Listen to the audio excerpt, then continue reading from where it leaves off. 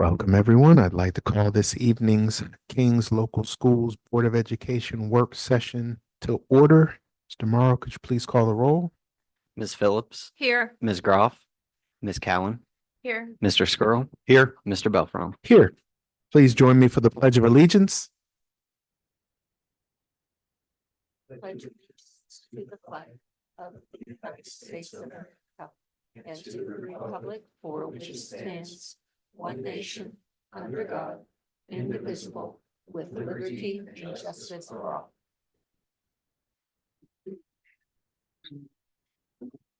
May I have a motion to approve this evening's agenda? I'll make that motion. Mr. Morrow? Ms. Phillips, Yes. Ms. Groff, Yes. Mr. Skrull, Yes. Ms. Cowan, Yes. Mr. Belfrom. Yes.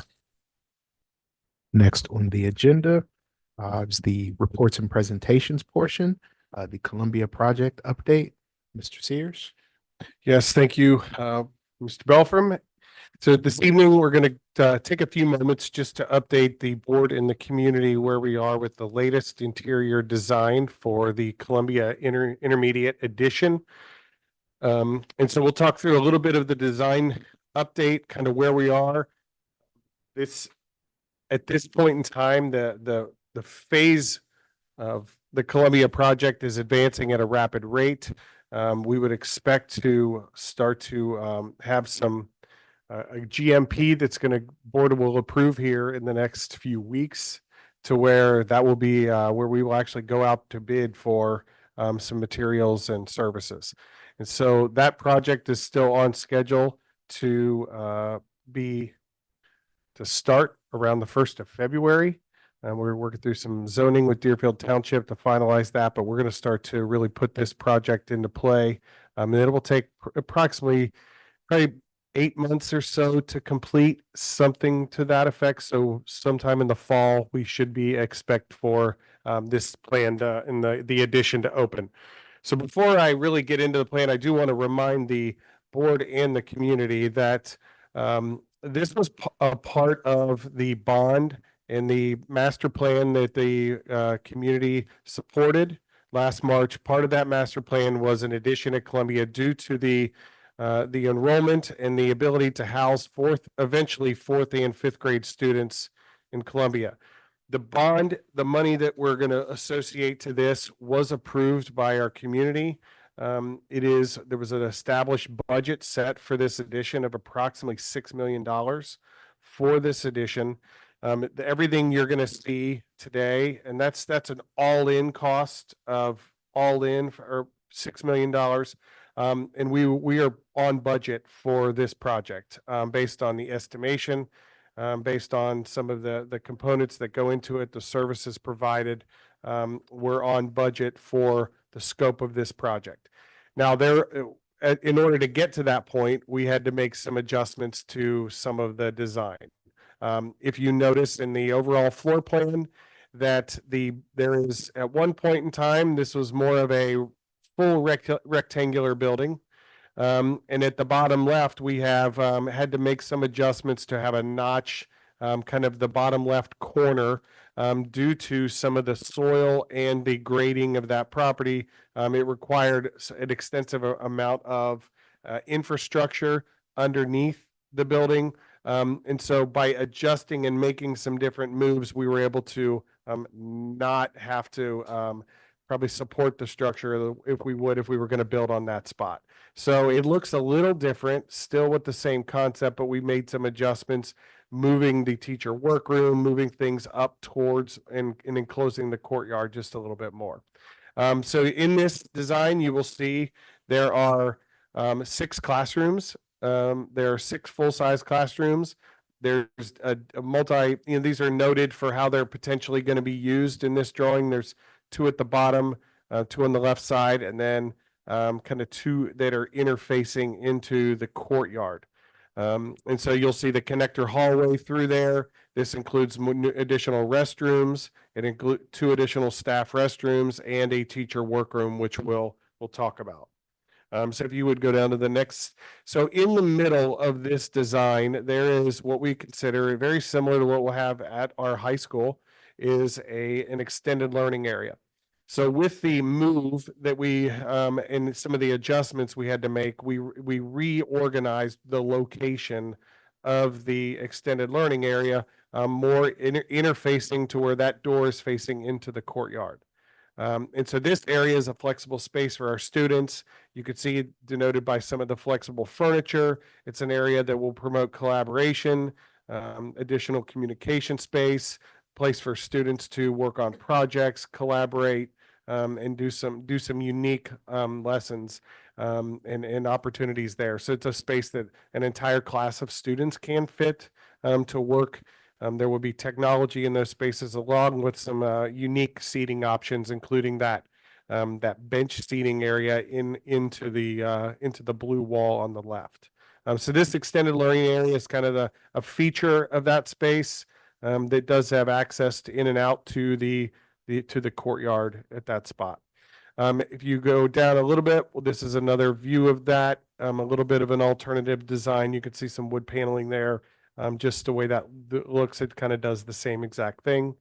Down in the bottom, in a couple different locations, we have little smaller ELA spaces, little small group spaces right off what you can see the light blue is the main hallway. So some unique flexible seating spaces for small groups of kids to work and collaborate and communicate.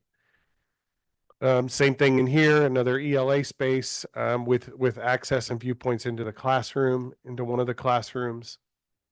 And then some of the layouts of some of our other classrooms, our resource room, which they're full-size classrooms at this point, probably going to be used for more some of our special ed services and then working with groups of students. And so if you keep going, Mrs. Gould, you'll see kind of the makeup of those classrooms with some flexible seating options. The furniture, I wouldn't fall in love with the furniture just yet. The furniture will be part of this project at another point in time. So these are just placeholders, just so you can see scope and scale. But the furniture will be something that will be analyzed at a later date, probably closer to the late spring, I think would probably be a safe option. That we'll analyze the best furniture for that. Our iTime classroom, this is a classroom, it's an elective class at a special class at Columbia. iTime, it will be moved into this corridor in this area. And it will, you could see it denotes with different types of furniture options. It also, keep scrolling, please. You can see the some of the storage for some of the collaboration that they're going to have and projects that they work on and creations that they're doing when they build during iTime. So lots of the seating in this is denoting more small group, but lots of storage. Mrs. Phillips? iTime helped all of the students have an opportunity to be down in the new wing area. Yeah, so it's good. Yeah, thanks for bringing that up. So one of the things that Columbia has done a nice job, and they have a team of folks that have been meeting on this when designing this space, because it will be the new addition on that campus, that it was important to have all of our students have access to that at some point in time. So you will see elective opportunities that kids will take advantage of that are going to be housed in these areas rather than just a team. It's flexible that it could at one point in time, if we continue to grow, to house a team. But at this point in time, we're putting some of our iTime and STEAM classes. If you want to scroll to the next one. So our STEAM classroom as well will be located in this, where it's an elective special where kids will have access to. I think one of the things you'll note with this is power, how the power is accessed through the ceiling. And then also I'll point out a little bit of the outside into the hallway.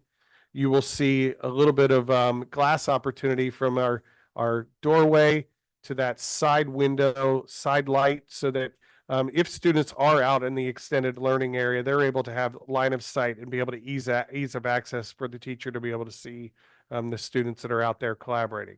Another viewpoint of the STEAM classroom, lots of storage, cabinetry, sinks, just a really nice space for our students, significantly improved from what we currently have for our kids to be able to do some unique STEM related activities.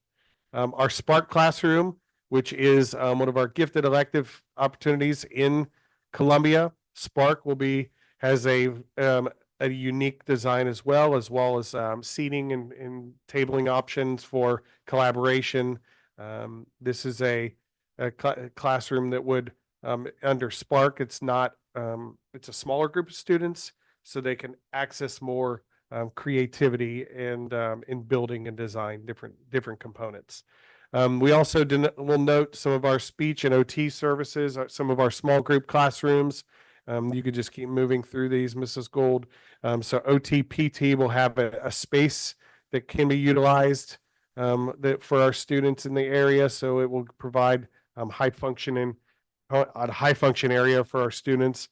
And then if you continue, we do have added a teacher workroom. This is significantly smaller than what was originally there, which was a result of the condensing of some of that space we did from a budget perspective. But you can see it's a nice workroom that has everything that group of teachers need. And then kind of some signage as you're entering into that. We kind of an impressive through that initial walkway from the old portion of the building into this section. Some really nice signage for that you can that'll pop a little bit to see as they move into that portion of the addition. So this project, I'll take any questions. I'll stop there before we go further, but this was, as you can see, October 30th. This was the kind of the final design of the interior that is now being processed in detail so that we will start reaching out for pricing and bids for the work to be done here soon. So any questions or anything you saw, anything you want me to clarify? So, Mr. Sears, we're still looking at groundbreaking in January then? It's probably closer to February. Where? Would you agree, Mr. Lucky? Do you have any, Matt, you have anything you want to add to this? You're heavily involved in this as well. So able to work through some things with zoning to keep this thing moving at a good clip. So we'll present to Deerfield Township at their December meeting, and we'll be able to go in for a permit right after that. So we should be mid to late January, best case, to get it going. Thank you. And I'm What- sure the weather will be perfect. It always is. The other piece I would add this will be in the later portion of this meeting under my section. I will add, and part of the reason we wanted to have this discussion tonight to provide the board the latest update, but we're also at a point in time where these plans are consistently being reviewed by OFCC, because if you recall, and a reminder to our community as well, that we've entered into an agreement to be a part of the ELP process, the Expedited Local Partnership Program through the state of Ohio, and the Ohio Facilities Construction Commission, where we are earning credit that if we build facilities, new addition facilities built to the specifications of OFCC standards and the Ohio School Design Manual, that we will build credit that we will earn. We're earning credit at approximately 26% of the amount. So the more that we can build a facility in this edition to meet the design manual and OFCC specifications, the more money and credit we're going to earn on top of that. What you see here meets a significant amount of the guidelines and specifications in the OFCC. And what you'll work on later, there's some approvals that you'll approve next week that really just outlines that OFCC has evaluated this. They've looked at it, and they're continuing to review this. But this is an agreement we had and something we were committed to with our community as a fiscally responsible initiative to not only build a beautiful building within budget for our community, but also to earn as much potential credit as possible that can be hopefully acquired at a later date. Don't know when that later date would necessarily be. Could be years, but we will long-term try to set our district up for long-term physical success using every avenue possible to support our projects. So we're on track with that as well. So Columbia is advancing at a rapid rate. Feel good about it. Beautiful design, can be a great space for kids. And it meets, it meets the financial responsibility that the Board of Education has placed on not only us, but our architects and construction company. And OFCC is supporting that as well. So. So I do have one quick question. So with the reconfiguring of that one corner, I know you had mentioned it's taking away from the teacher's workspace, workroom. Mhm. Is it taking away from classrooms or any that you? So we had to make an adjustment on some classroom size. There was a smaller group room Mhm. that we had to sacrifice, if you want to say that. So there isn't, it has not impacted the classroom space. We were Okay. very protective of that. But it did cause an adjustment to one of our smaller group rooms. So where it would have been like the speech room that you saw, a space about that size. Okay. So there was a little bit of an adjustment we had to make, but I think those were things when we looked at it, we felt like we could, with moving folks into this wing of the building, it would then open up a smaller space like that we would be able to manage. So it was not, we were able to maintain what we want. We were wanting to maintain classroom space Mhm. and the ELA space for kids to collaborate. I mean, I think we were able to do that for the most part in this. So. I have a question on the courtyard. Do we have any idea of what is gonna be out there? So we do not have the courtyard. There was the one component that's unidentified just yet. Okay, I'll just say our goal through this process that we are hopeful, and our goal would be to when our bids come in for the pricing of actually doing the work, that there would be, at that point in time, there may be an opportunity to hard surface the courtyard. There has been discussions with the Columbia PTO. They're heavily invested, very excited about the idea of helping outfit the courtyard so that it's not all within the bond money. Right now, that was something that initially we had big dreams of a courtyard, and I think it'll just it'll give the board an example of, you want to look at things and look at possibilities, but it was something that we couldn't do that and stay on budget. So now we're committed to the budget we have, which we've committed to the board and the community, and that if the pricing comes into a certain point, which we're optimistic about, it may open up the ability to hard surface that. And then our PTO is going to partner with us to outfit that with the appropriate furniture and other options. Again, we need to dominate that conversation. but Yeah, know I we're would talking- say that back wall that slid in all the way in the back, once we start trenching that wall, we have a significant amount of money sitting in that trench for the footer. If we get down and an engineer says that's good, some of that money will shift into there. Right. So it's one of those kind of deals. We want to make sure we have enough to finish the classrooms and finish the structure. But as soon as we get through that trench, we'll know a whole lot of what's going to happen moving forward from there. One thing we didn't talk about here, but it will be, there is some work on moving, and within the scope of all this is moving the playground. right. And so we've worked on, and there's been work with our students and work with the team at Columbia for a functional playground that we would work on over the course of this as well. But I think we'll know more once things start coming in, but I think we feel like we're in a pretty good spot with Columbia where we are, and that there may be room after, like what Matt just described, for us to be able to. The goal in there is to start picking up off those hardscape items that need to get equipment into the space to do them cheaper, call it. If we can get those, anything that needs a footer, concrete poured, anything like that, we'll start to pick those off when we can. It's our priority through this, that if there's any opportunity, we're going to hard surface the courtyard. So that's our goal.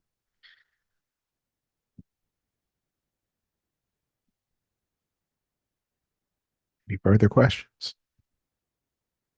All right. Thank you, Mr. Sears, Mr. Lucky. Next on the agenda are the discussion items for the treasurer, Mr. Morrow. Thank you. Items 1 and 2 are just the typical meeting minutes. Item 3 is a little bare because this is forecast month in the state of Ohio for all public schools. But I did want to point out something that I've shared with the board, but I don't think we've looked at here.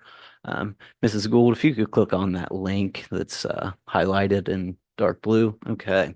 So on the website, under the treasurer's page, we added a fiscal responsibility kind of just place where we can talk about all the initiatives that we're doing as a district and have been doing. This has been out there for a few months. I think it was late summer maybe, but I couldn't remember bringing it up in a public meeting.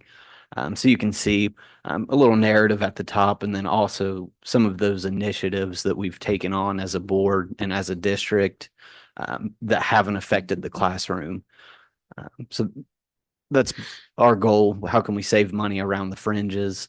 So you can see since 2022, we've been able to save over $7 million in a variety of initiatives. And then also, if you scroll down a little bit more, added grant funding information.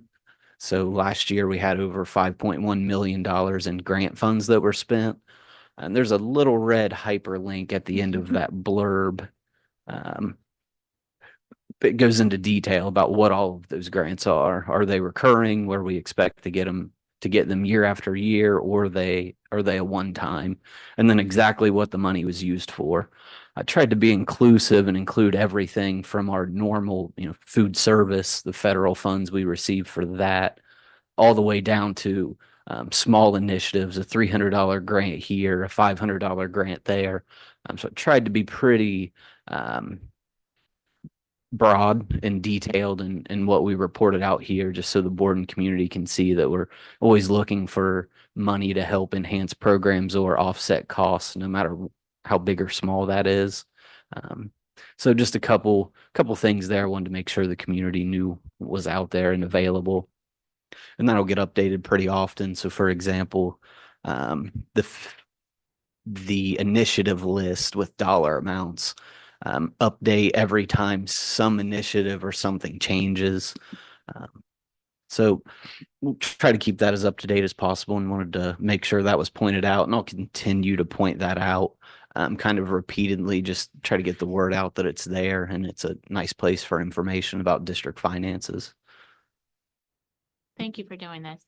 Mhm. Can I ask you one question? Sure. How do we know which bucket of money Mhm. the money goes to? Like, do we know which goes to operating versus which goes to? Great question. Great question. So everything on this list is directly offsetting an operating expense in some way. I think we need to make sure we do a good job of separating that out, that when we're talking about these buildings and facilities that the community approved, that has nothing to do with operations at all. We can't use any of that money to fund any operation. So when we talk about a $6 million Columbia addition or the high school, we couldn't have used that money to pay staff or buy supplies. It's only used for facilities. And all of these initiatives are only for operating. So our day-to-day costs to educate kids.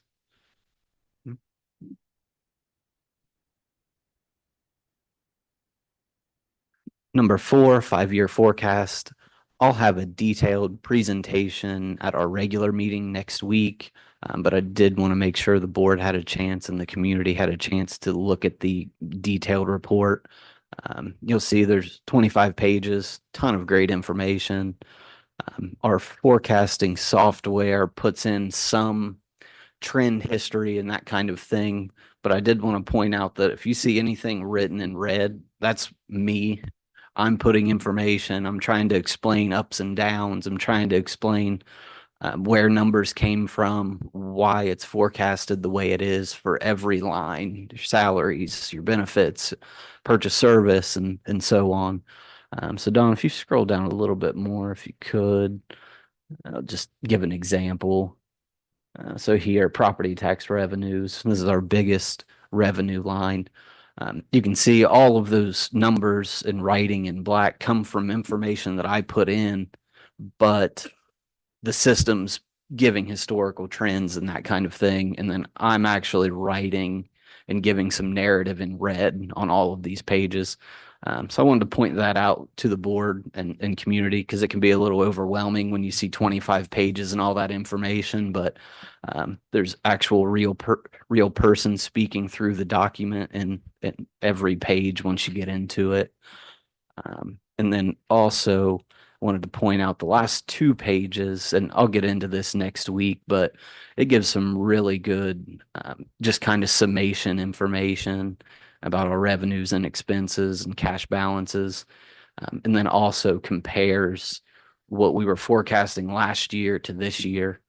And you can see it's on the screen. The trend is the trend. We had a little bit of difference. I think it was 0.6% difference in revenue over 5 years and 0.1% in expenses.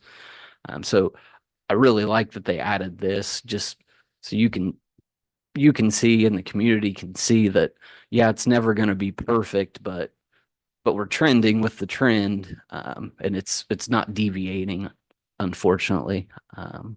So I'll get into more detail next week, but I did want to point out those 2 things as the board has an opportunity to look through that.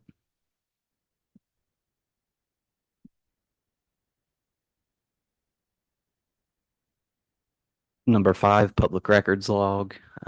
As of today, we're caught up. So pretty good there.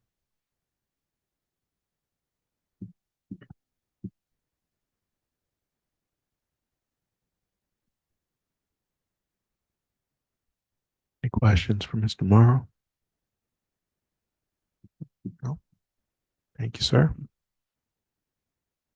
Next on the agenda are the discussion items for the superintendent. Mr. Sears. Yes, as outlined previously, there are 4 attachments to this that basically next week the board will be asked to approve a resolution that basically says that OFCC has done the design review as part of the ELP program. And the phase submissions that we have to continually submit, and you can see some of those reports, but there's the review summary, and then there's a program of requirements, schematic design phase submission, and then those components are there. So this basically is a step that we have to take to ensure that we are staying in line with the ELP requirements. And OFCC is tracking along with us well. So really the approval is going to be for the resolution, attachment 1. And this is just for Columbia Intermediate School, correct? It is just for Columbia Intermediate, and there will be very similar resolutions and documentation when we get through Kings High School. And we don't anticipate any gotchas here with OFCC. Okay. No, because we've been tracking with them. We've had quite a few meetings with them.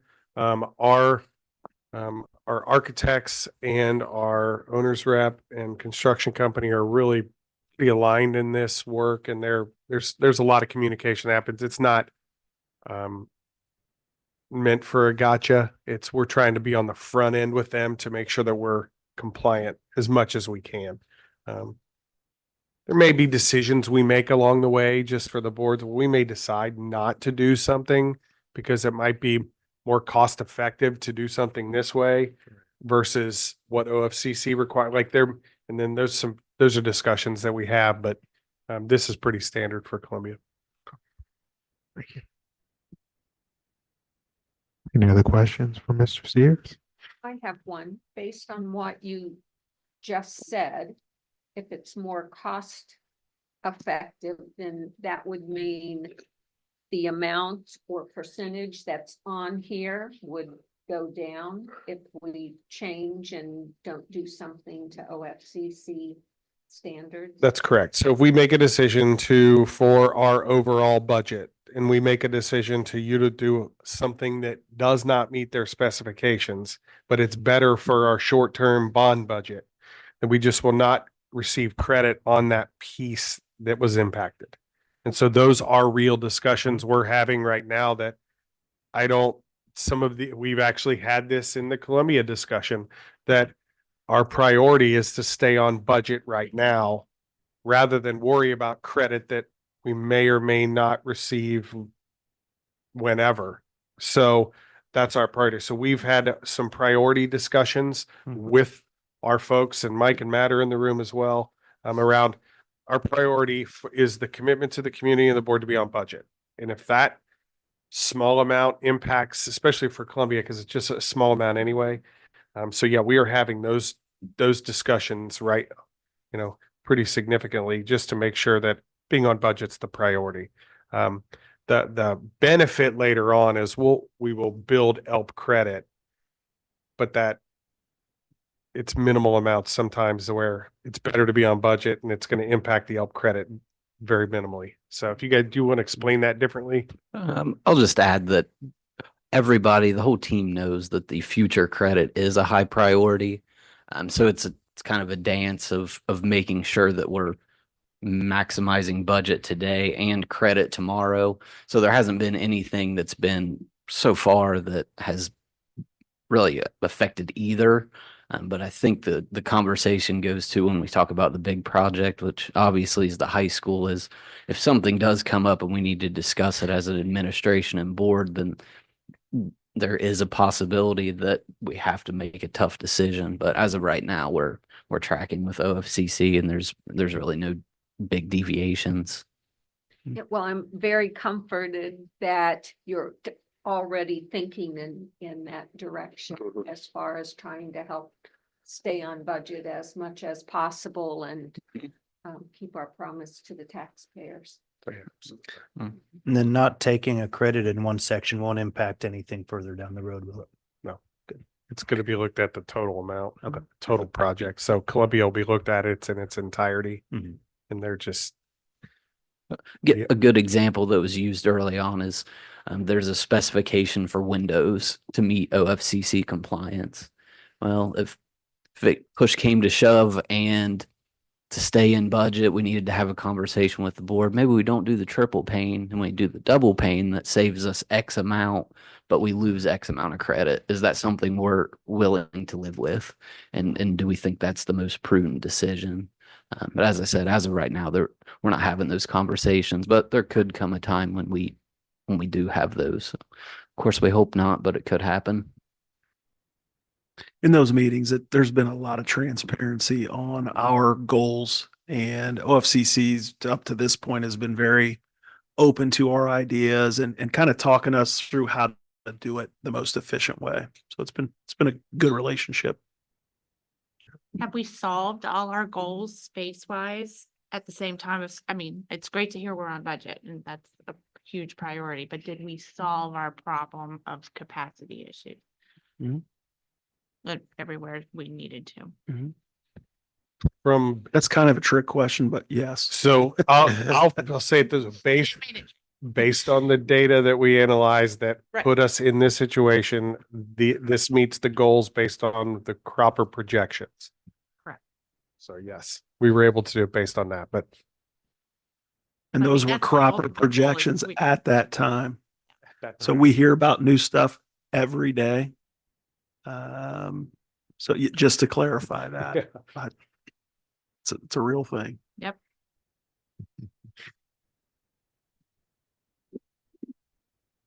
Any further questions, Mr. Sears? All right. Well, moving on. Next on the agenda are the discussion items for the Assistant Superintendent regarding HR and business. So I'll give it over to Mr. Spinner. Thank you, President Bell from King's Board of Education. 3 items under our section this evening, leading off with personnel. One item of note within the personnel list this evening, we would like to congratulate Miss Jane Allen.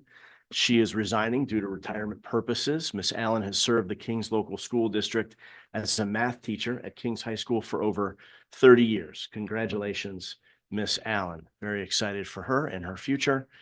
You'll also notice under supplementals and stipends, we have a number of coaching supplementals and stipends as we prepare for the winter and spring seasons. I had one question. Sure. Over to on the right-hand side where it says university Mm. funds, can you just explain what that means? Certainly. So I'm looking for, that's a mentor second semester, perhaps for a field experience or a student teaching opportunity. Lindsay Jake is an example. Yes, Lindsay Jakes is an example.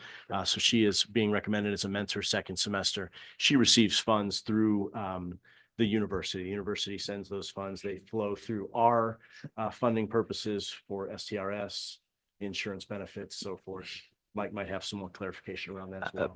So she volunteers to be a mentor. They say, we're going to pay you $150, but it has to run through our payroll. They can't pay her directly $150. So we'll get the money and send it to her. And since we're paying her, the board needs to approve that we can pay her that money. And deductions are taken out of that, similar to her normal paycheck. Good question. Item number 2 has to do with board policies. Each quarter, we are given the opportunity to meet with our representative from Neola, Dr. Norm Burkhart, to review any and all board policies. This quarter, Neola has provided us with over 40 policies to review. Almost all of these policies, with the exception of a few, are used to offer clarity or serve as a cross-reference, are revisions, some dating back to 1995. One of our new policies, mentioned previously and up for a first reading this evening, Policy 7250, addresses the future of staff and student memorials.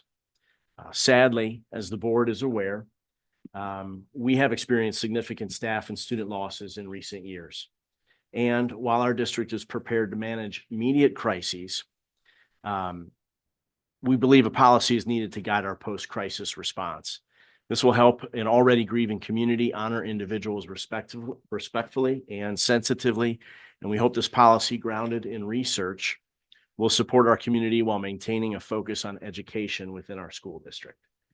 Happy to entertain any questions or listen to the board feedback. Mr. Sears may have a few words to add as well. I'm not sure, but this is a policy we've spent a considerable amount of time on, and look forward to hopefully implementing here in the near future.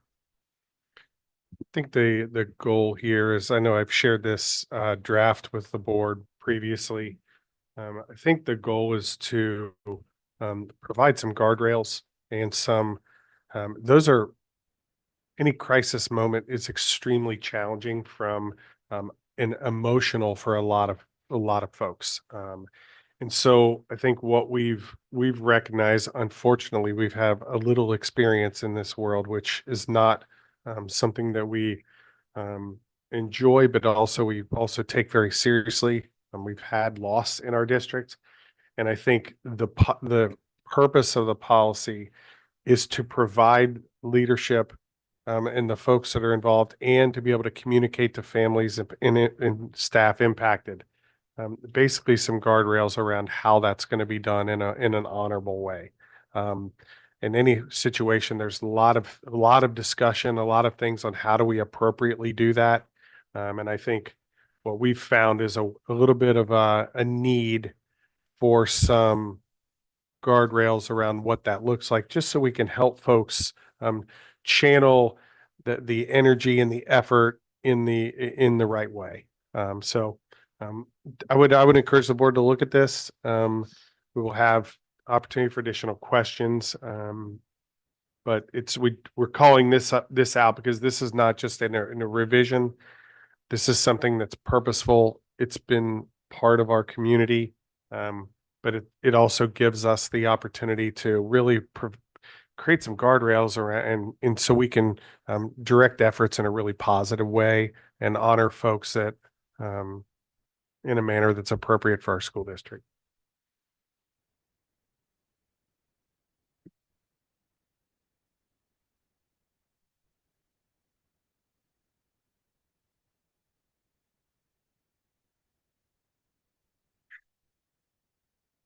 Item number 3 is for payment for transportation in lieu of. I'm going to pass the microphone over to Mr. Lucky.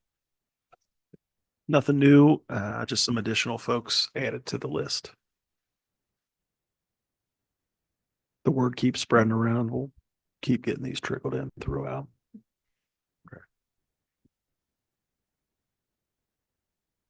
Any questions? One question. I noticed these all say amount TBD. When will we figure that out? State will throw down the max and min amounts throughout the year. I think last year was 538. It will increase a little bit this year. Okay.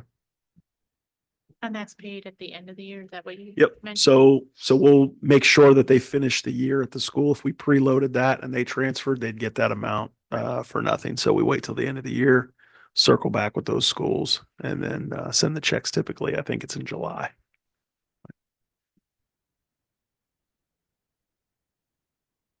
Any further questions for Mr. Spinner, Mr. Lucky? All right, thank you, gentlemen. Next on the agenda are the discussion items for the Assistant Superintendent regarding the educational programs. Mrs. Martin, Mr. Freeman. Here's some new grants we've received. Lester, that Mike can add on to his list here soon. So the first one on there is the Job Coach Skills Trainer Project Grant. That's a grant through the Ohio Department of Education and Workforce. That grant allows us to add an extra day onto our students with disabilities work at like LaPeep, some of the places outside of school, so we can add a job coach. I believe it was for $11,400. So we're excited about that. That was great. Lorraine works hard to get that grant every year. That's the special ed grant. Kim, then the Youth Engagement Project, that grant is through the Ohio Department of Health and Mental Health Recovery Board serving Warren and Clinton counties.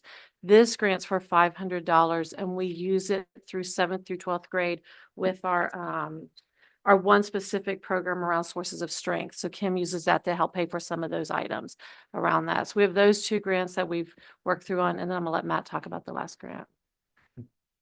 Thanks, Dana. The last one is a K-8 STEM grant that we're a part of through our community partner Lead Training. So we had a meeting last week actually at Columbia to talk about how we might use that with our STEAM classes. You might remember Jessica Collett is the STEAM teacher. She has come and presented here in the past about an externship opportunity that she participated in. So we selected this group primarily because of Jessica's excitement of kind of bringing some new exciting STEM opportunities that may or may not include this courtyard in a year or so. So we'll kind of see where we have a meeting next week to kind of flesh that out. But also because it would impact every student at Columbia. So she sees every student, and so Lead Training is going to partner to help us bring some of those ideas for students to life. So we're excited about that. And how much is that one? That one's 2,000. Yeah. We like grants. Love grants. Any further questions for Mrs. Martin, Mr. Freeman? No? All right. Next on the agenda are the items presented by the board. I will just say this. I want to congratulate my colleagues on the board and our administration for their time spent at the OSBA Capital Conference representing King's local schools.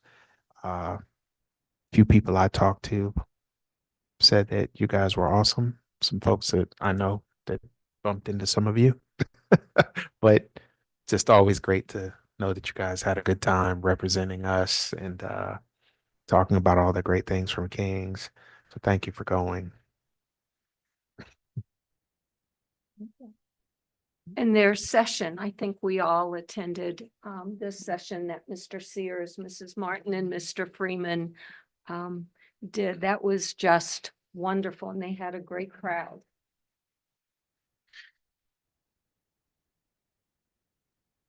Anything else to share? No? All right, with that, I'll be asking for a motion to enter into executive session. We'll be entering into executive session for the purpose of considering the discipline and compensation of a public employee or official. And upon conclusion of executive session, we will be adjourning this evening's meeting. May I have a motion to enter into executive session? I'll make that motion. I'll second the motion. Mr. Morrow? Ms. Groff, Yes. Mr. Skrull, Yes. Ms. Cowan, Yes. Ms. Phillips, Yes. Mr. Belfron. Yes. Mm. Good night, everyone.